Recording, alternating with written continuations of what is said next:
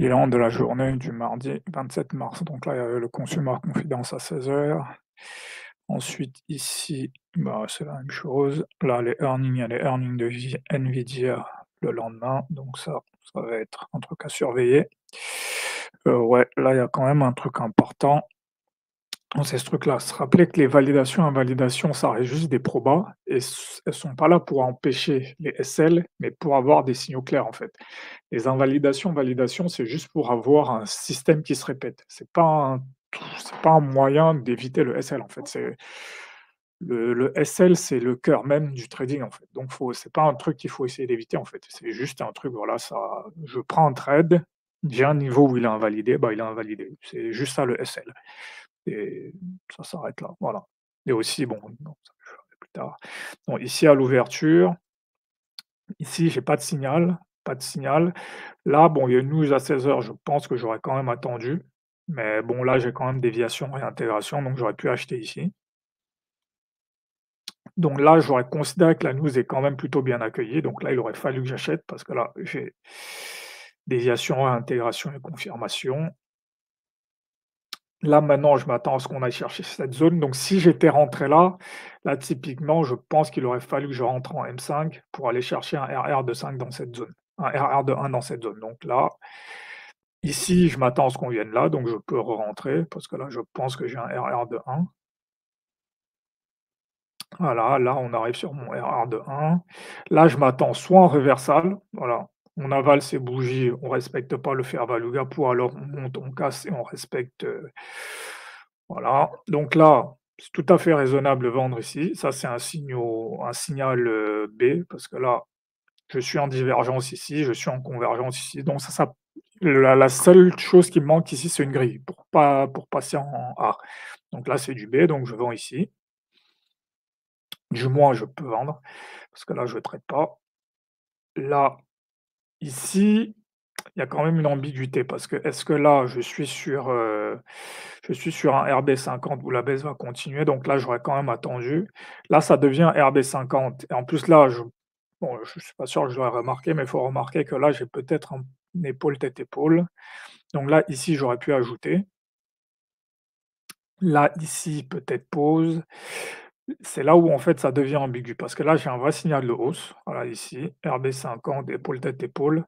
Là, j'ai un vrai signal de baisse, échec du bear flag. C'est là où en fait, voilà, les invalidations, validations, ça reste des probabilités en fait. Donc parfois ça va marcher, parfois ça va pas marcher.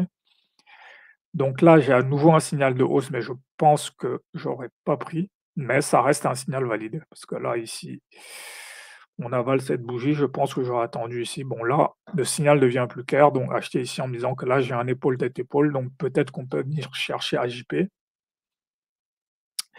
Là, ici, j'aurais pu rajouter, ça aurait été raisonnable. Voilà, après ici, là, j'aurais quand même attendu et là, il se passe plus rien. Donc voilà, cette zone-ci est quand même importante. Voilà, ça montre vraiment ce truc-là où, bah, parfois, les validations, invalidations vont s'enchaîner. Donc là, soit faut se dire: «Bon, je prends la première et je m'arrête», ce qui est tout à fait raisonnable, ou je prends les 2 premières ou je suis les signaux jusqu'au bout. Dans tous les cas, il faut juste se fixer un truc et le suivre. Il y en a pas une qui est meilleure que l'autre, c'est juste un choix à faire. Voilà. Donc maintenant, si je regarde ici, le dos,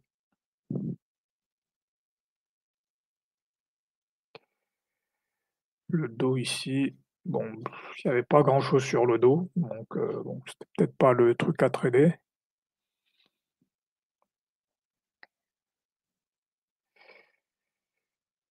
Sur le SN sur le Nasdaq, c'est à peu près la même chose que le S&P, donc ça suivait à peu près les mêmes signaux.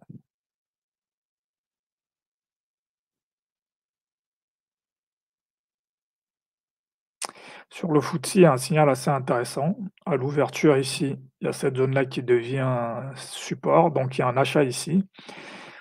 Ensuite, on part sur un break direct, donc il y aura un achat ici parce que ça devient un retest de cette zone et on part à la hausse. Et puis il y a ce reversal.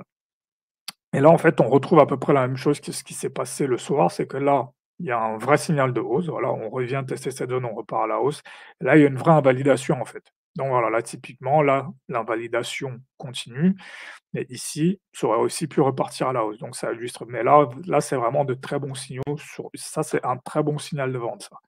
On part à la hausse, on échoue, on avale complètement, on ferme le fair value gap, là, c'est un très bon signal de vente et celui-là, il continue.